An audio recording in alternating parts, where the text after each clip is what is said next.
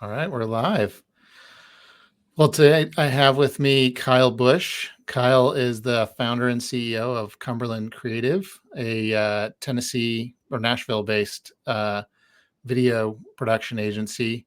Kyle, thanks so much for coming on the show. Dude, thanks for having me. Excited to be here. Awesome.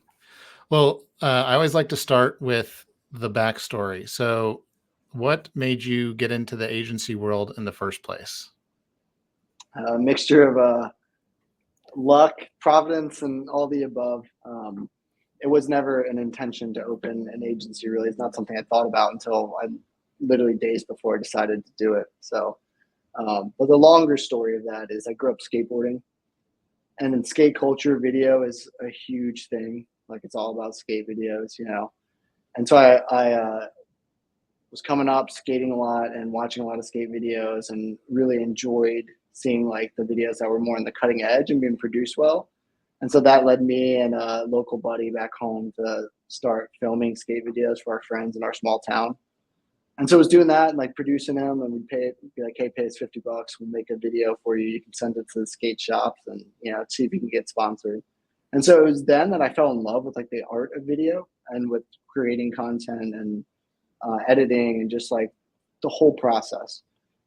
But then, like most people, I would think I kind of grew out of skateboarding towards high school. Once we all started driving, and kind of did nothing with video.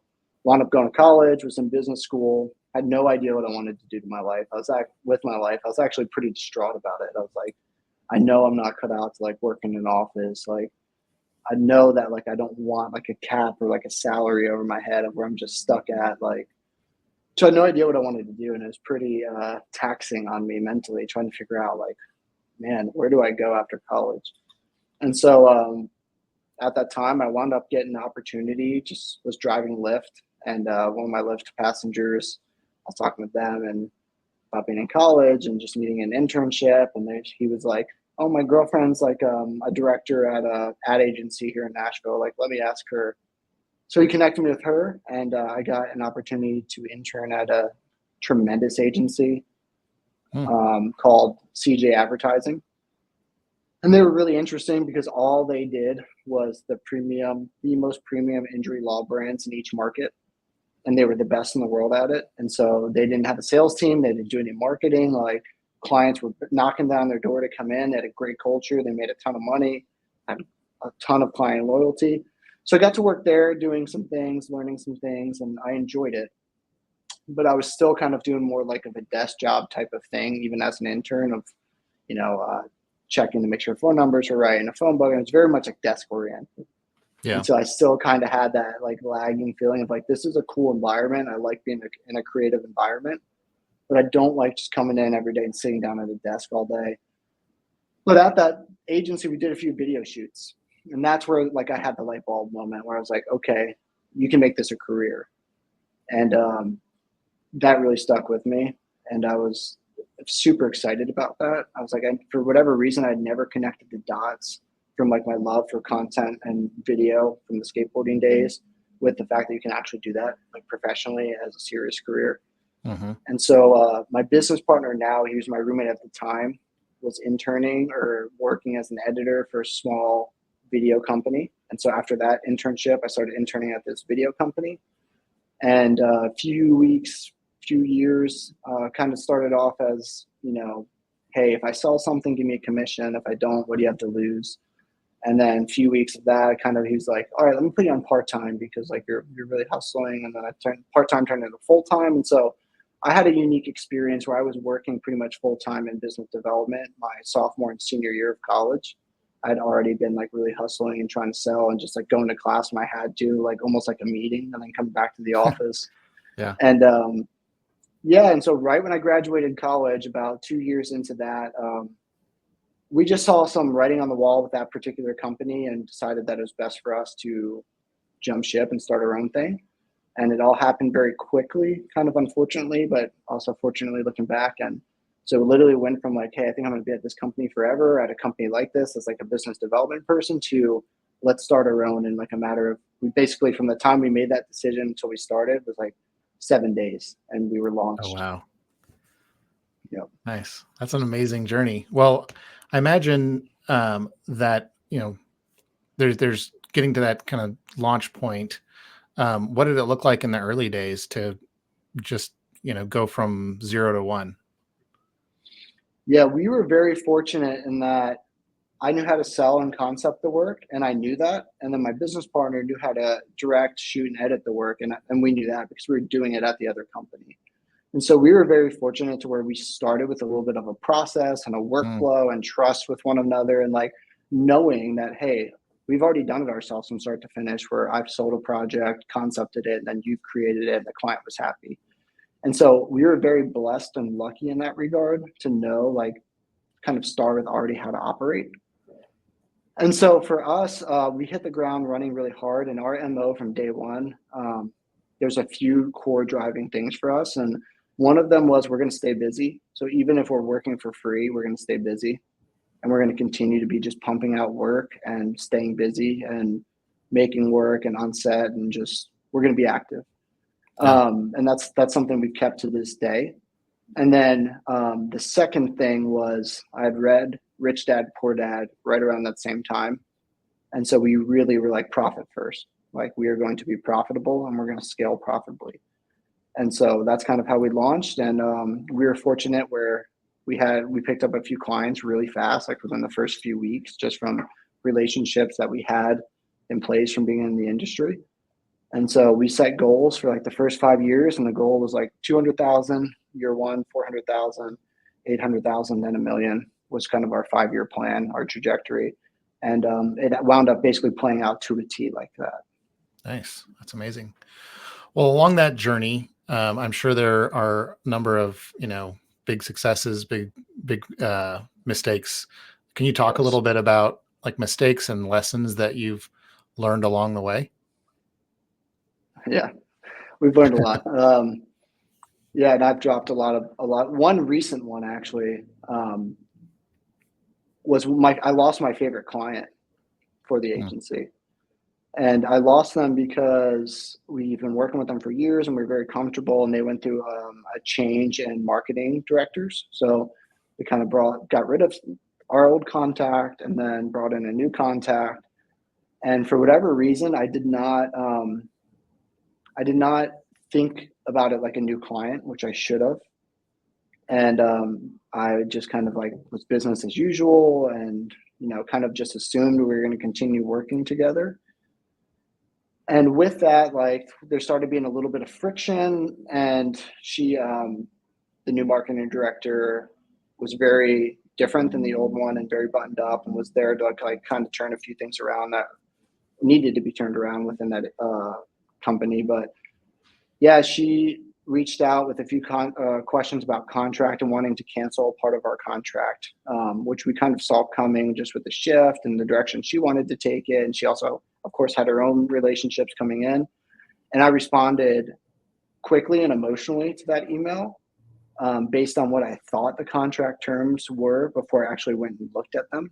And I responded and I was like, hey, actually, like, here's what the contract says. We're happy to pivot in these ways, but like, we're kind of, locked in for this and that. And yeah, just really a big like rookie mistake of responding emotionally, and kind of like the weight of like, oh my God, my favorite client's like canceling on us right now, and it's because of me. And it was just a lot to process, and I should have like been more professional about it and taken some time. But I responded, yeah, in a time of heightened emotion without going and checking my facts. And then that just kind of rubbed her the wrong way, to where she took things in a whole nother direction, because she was like, hey, like, you sent me this email and it came off like this way, like a little emotional. And, there's a few things in there that weren't even accurate. And so I just don't know that this is a great fit for me and how I like to do business. And yeah, I had to respect that and I had to own it. And I've apologized to her many times, but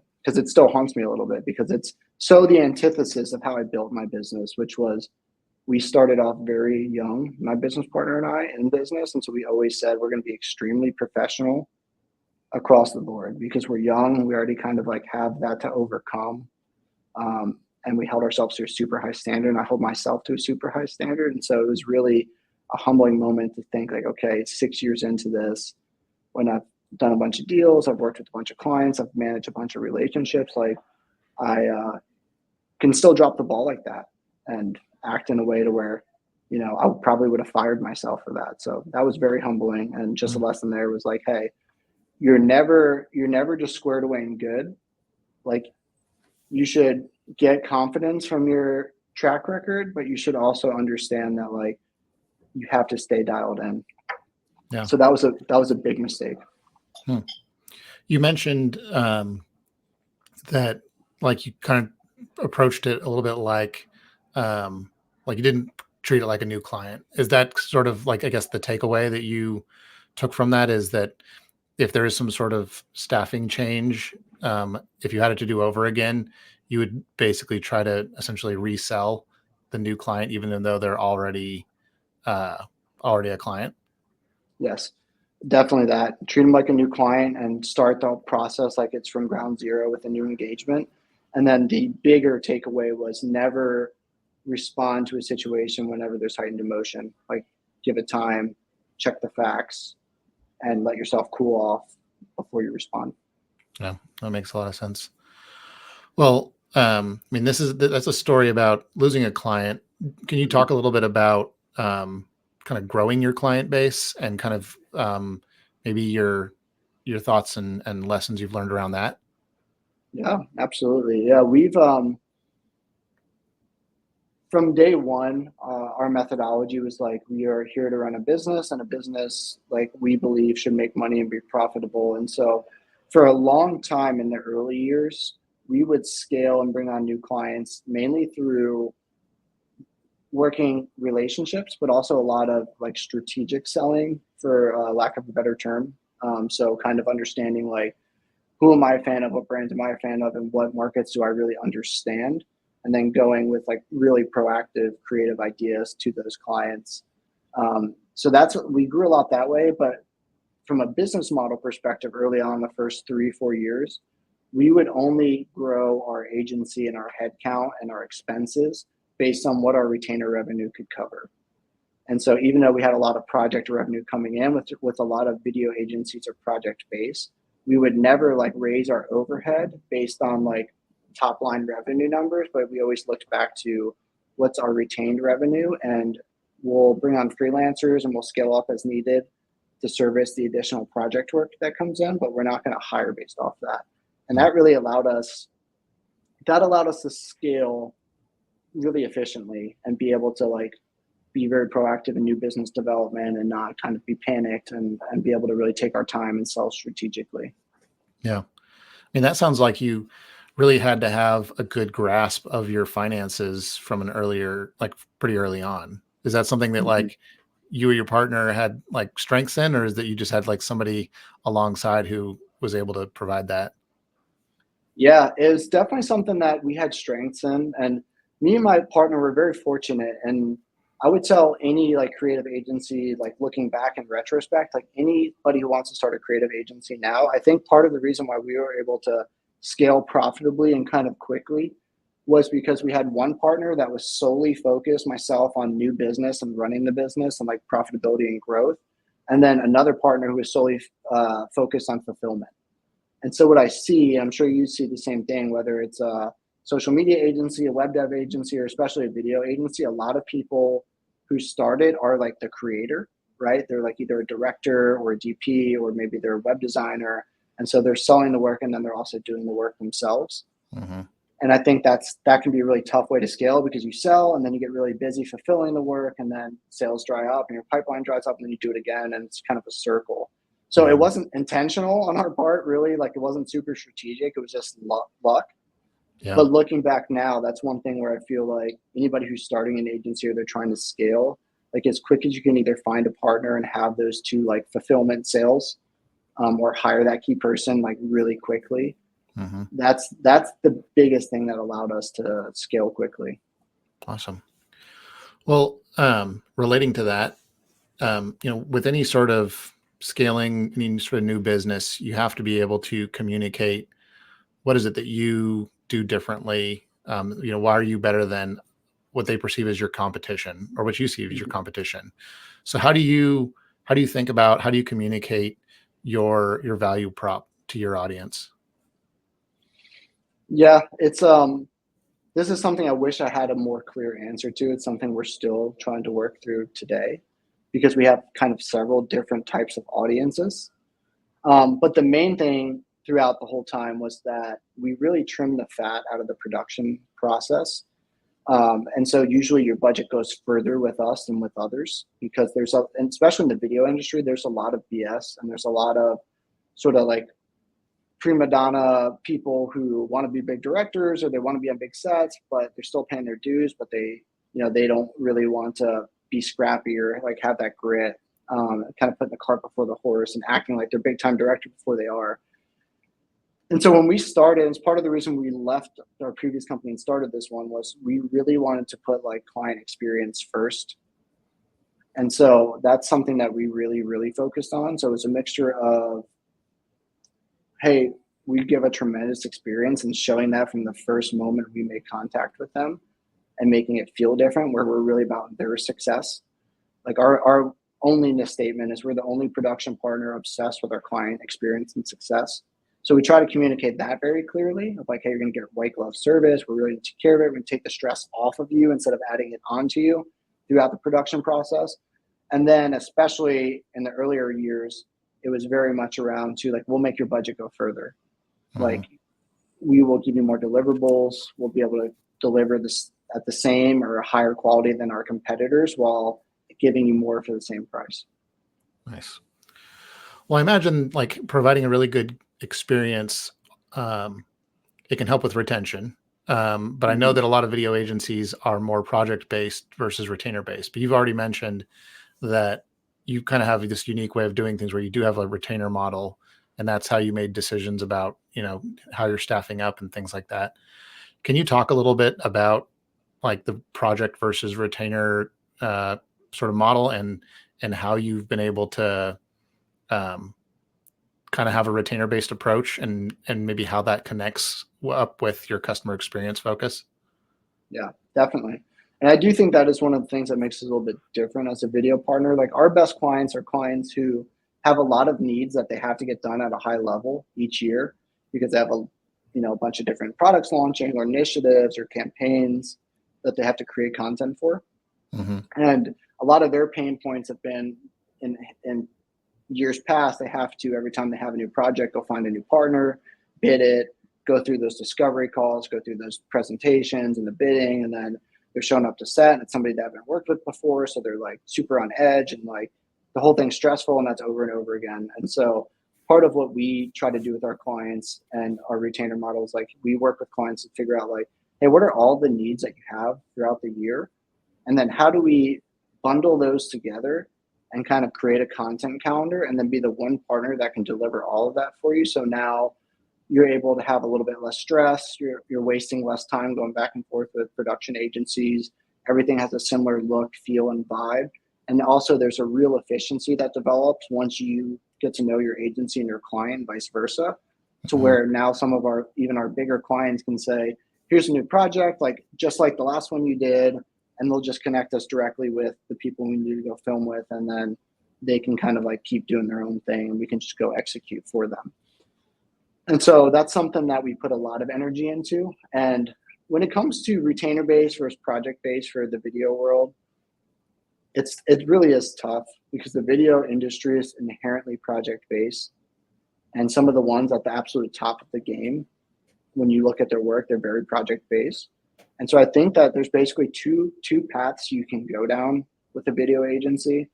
And one would be to go very high level and stay project based and do a lot of like agency work and to keep a small core team and then have a lot of resources to beef up. So when you look at some of like the best video agencies in the world and you look at their website, it typically is like a few EPs, a list of roster directors that they have on contract. And that's really it. It's not like a more traditional agency where they'll have 40, 50, 60 people on staff. Mm-hmm. And so basically they have their core staff and then they just hire everybody else out as the projects come in so that they're able to operate with a lower overhead and then scale up to execute on the big projects and make the margin off of them without carrying those costs with the unpredictability of the project-based model. So you can go that route. And The pros of that route is it's less overhead, and you can make really good money if you get really good at producing videos that way. But the cons of that is it's not extremely sellable, and it's not really a business model where you as the owner can kind of like step away or like build something that's running itself.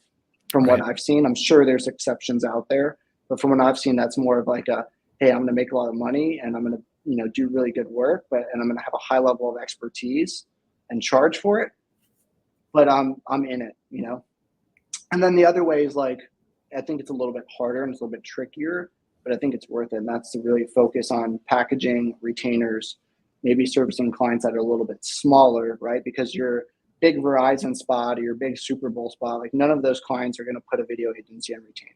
Right. They're just not. They're going to have a big agency, and that big agency is going to go to production houses when they need content. And so you have to be okay with like, hey, I might not play at that level for most of my work or maybe ever, but I'm going to sell to smaller companies, relatively speaking. You can still work with a lot of big companies on a retainer basis. And, I'm going to make a lot of their content and be more like a true agency where I build a team, I build a leadership team, and we scale that way.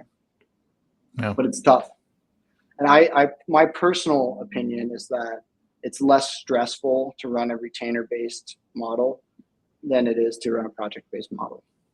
I mean, that makes sense that you'd have less sort of, peaks and troughs, the whole like roller coaster of, got a big contract in and, you do the client work and then they drop off and you're scrambling to, find their replacement so that you don't have to do layoffs or something like that. Now, I mean, I guess with that model where you have a lot of it's contract based, maybe freelance help or something like that, that's, I guess, how they can mitigate that. But I think if you're, like you said, if you want to kind of be building a sustainable, consistently growing business that you can step out of from time to time, retainers seem like the better way to go. Yeah. And it's just a preference. It's a preference too of like, it's two different lifestyles. Mm-hmm. And so some of the people who go the big like route, the big project-based route, it's hard to break into, and like you have to do that over time. So what's really hard is if you're just starting a video agency and if you're in like $500 to $2 million range, like it's really impossible almost to like survive in a healthy, sustainable way as a project-based firm and those numbers. Now, once you get to where you're like, Sanctuary or the stadiums of the world that are just world-class, you have a lot of folks coming to you because you're world-class. And so even though you're project-based, it's a little bit more predictable and there's more inbound leads coming. But it's really hard to get to that point as a project-based agency as well. Oh, that makes a lot of sense. Well, related to new business, I mean, you talked about how as you were growing the agency, you were kind of on the biz dev side. Your partner was on more of the delivery, the implementation side of things. Can you talk a little bit about your approach or thinking on sales and marketing within the video agency world and maybe just in the agency world in general? Yeah. Marketing is difficult for video agencies. And I think for all agencies. I mean, perfect example of why you're doing what you're doing, because it is we're all the classic cobbler with no shoes in the marketing world. So the sales approach in video, I feel like, is probably the way to go for at least a while. Not that you shouldn't be doing marketing, but our personal experience is that being out at trade shows, finding niches, networking within those niches, like, I had a older, super successful salesman when I first started out give me really great advice. And he's like, no matter what, if you want to sell, you got to get out and see the people. Like the more hands you shake, the more deals you make. And I really believe that to be true, even in the creative field. Like the more you can get face to face and network and try to find your target customers, like I think that's the way to scale, especially when you're smaller and it takes more trust and maybe you don't have like this really big, like beautiful pieces that you want quite yet. But we've definitely put in a lot of time and attention into marketing and lead gen over the past several years. We used to have tremendous success with PPC and Google ads, especially around 2018, 2019. Those were really powerful for us. They've since slowly kind of trickled down and slowed down a little bit. particularly over the past several months with whatever algorithm change Google had with the AI thing, we saw our PPC and even our organic inbound leads just really slow. But that being said, even at its height, inbound leads were never really enough to sustain us. And there's been times where we put $7,000, $8,000, $10,000 a month into PPC and SEO, and it would bring us good, meaningful business for sure, but not enough to like sustain the entire pipeline that we needed. And so it's always been very much like a creative selling, network-based selling, really honing in on sales skills. We've hired and invested in like a very talented sales trainer who's helping us, and that's been great. But we haven't, I'd be lying if I had a whole lot of answers about marketing as an agency, especially a video agency, to bring inbound leads. So we're going to launch a podcast, and we're excited about that. And we think, we hope that as that grows, it will begin to bring a lot of inbound leads, but it's not an area that I feel like I'm particularly savvy at. That makes sense. I think we've been very good at sales, but not very good at marketing.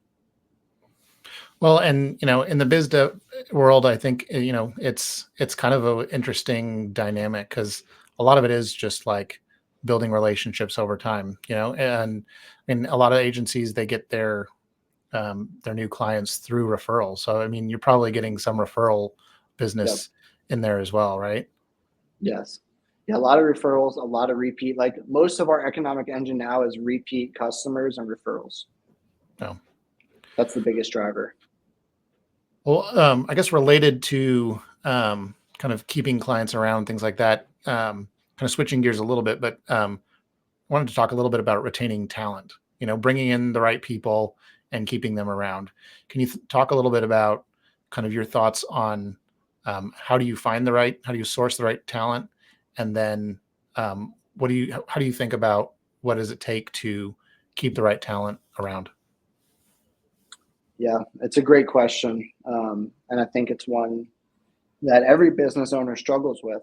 And I think it has different phases where you have to exponentially grow your skill set in that regard. So like when you're smaller, I really think it's more about finding people that like you're close to and that and that you trust, that can like do the work and you can show them how to do it. And that's kind of how you build a small team. But as you scale and you need more expertise, that's where you have to get really good at, interviewing, and especially even getting job postings out to where the right folks are seeing it coming in. But overall, we have had the best luck with hiring for character and teaching skills. So we've had pretty notoriously low churn, and it's because we've hired a lot of people that we knew or that were clients of ours or that and wound up looking later on, or freelancers that had worked with us, or interns that intern with us, and we saw like their work ethic and their skill and their culture fit. And so we've done pretty good scaling with, especially up until this point, with hiring for character and culture fit and then trying to teach the skills. A lot of our people are self-taught, and a lot of people had no industry experience before they came here, and that's been good.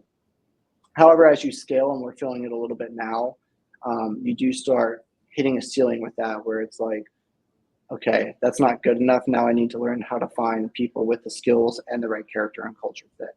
And that's quite honestly an art I'm still trying to figure out how to up my own skill set in. So that's something we're kind of working through now and trying to learn. But that's been how we've scaled. And then the biggest thing in retaining talent, I think, is culture. And it's a buzzword. It gets thrown around a lot. Yeah. But and it's kind of cheesy, but like our culture did change 1000% whenever we got on an operating system and we got core values and we got really clear about our mission, vision, and our why. And we really implemented those into day-to-day operations. And it can feel cheesy. And at first it did feel a little cheesy, like really operationalizing the core values, but people get on. Like there's a great book, Unreasonable Hospitality by Will Gardera. Oh, yeah. He has a line in there, and that's one of the parts of our core values is unreasonable hospitality. But he talks a lot about make it cool to care. And like, that's the biggest thing with culture is like, make it cool to care, make the core values really honest to who you are and like really operationalize them and praise on them. And also hire fire by them, hold people accountable to them. Yeah, absolutely. Well, I mean, it makes it like, culture makes a place desirable or undesirable, and attract or repel people. So that's definitely true. Well, thank you so much, Kyle. This has been amazing. And yeah, I mean, what's the best way for people to follow up with you, to touch base with you if they want to chat with you further? Yeah, my email, anybody can email me. It's just kyle@cumberlandcreative.co. That's probably the easiest way to reach out. And I'm happy to connect with other agency owners. I love just talking shop. And so would love to just connect with y'all. And then on the video side, I am working on trying to build out a small community of like-minded video agency owners that are trying to scale. And so it's going to be a group where we can really just share what's working, what's not working, what we've learned, all that sort of stuff to help, raise each other up. And so, yeah, I'm excited about that. And I'm also starting to dabble in coaching with video agencies for people who are in the 500 to 2 million range that are looking to scale. And so basically I don't have all the answers, but I've been around the block for a little bit, doing this for 8 years now. And there's definitely some things I've learned. And so I'm trying to just give all that information I wish I had when I started to people who are there to hopefully help them avoid a lot of the mistakes and things that we had to learn the hard way or pay a lot of money to learn, and just kind of try to give that to them and help them scale quickly. And I really believe that any agency owner should operate with the mindset of you can make great money owning an agency, and you can create an agency that gives you a good lifestyle and makes good money and isn't stressful and isn't soul sucking. It's going to be hard, of course, but one thing I feel like I've run into a lot just networking and being in this industry is an unfortunate mindset where a lot of agencies are okay and they're operating just break even, and they have this mindset of like, well, it's a hard business, and as long as you're surviving, and it's really hard to make money as a creative agency. And I just wholeheartedly reject that. And I really think, and I want for our agency and our company to experience like, profit and fruitfulness and stability. And I hope every other agency owner can really know that that's possible and create that for themselves, their families, and their companies as well. I love that. Yeah, I think that's so important too, because it's like people talk about toxic work environments, and I feel like more often than not, agencies can get that reputation, or it's easier for them to slip into that, because maybe the leadership might be like, well, we're just going to kind of grind, and then they're just kind of dragging everybody else along for the ride, and they're fine with like more turnover. But I think it's very possible to have a really healthy, sustainable culture and company in the agency world. And I wish more people kind of made that a true north goal for them. Yeah, absolutely. I couldn't agree more. And I'm also just super excited for what you're doing. I mean, I'm getting a lot of value out of just following you on Twitter and LinkedIn, and just reading your post. And like, you've really challenged me intellectually and as an agency owner with some of your, just not even engaging with you, but just reading your posts and Well, understanding that, like, yeah, it's really helpful to hear that sort of stuff, because you do get in this sort of loop-de-loop mentally where you're like, well, it's all like we've only grown through referrals and current clients and stuff like that. And then you see like some of your posts where it's like, hey, if you're trying to depend on referrals, or it's going to be really hard to scale. And just a lot of the content you're putting out, like I find myself, no matter what I'm doing, like it usually resonates with me, and there's something I can get out of it. So I'm excited that there's folks like you, and you're bringing your expertise and sharing it freely with us, and then of course the option to engage you as well. Awesome. Well, I appreciate that. Well, yeah, like I said, Kyle, it's been great having you on, and hopefully people will get in touch with you if they want to go deeper with, especially if they're a video agency. That seems like a really good opportunity. So, but yeah, it was great chatting, and looking forward to staying in touch. Same. Thank you, David. Thank you. All right. Have a good one. You too.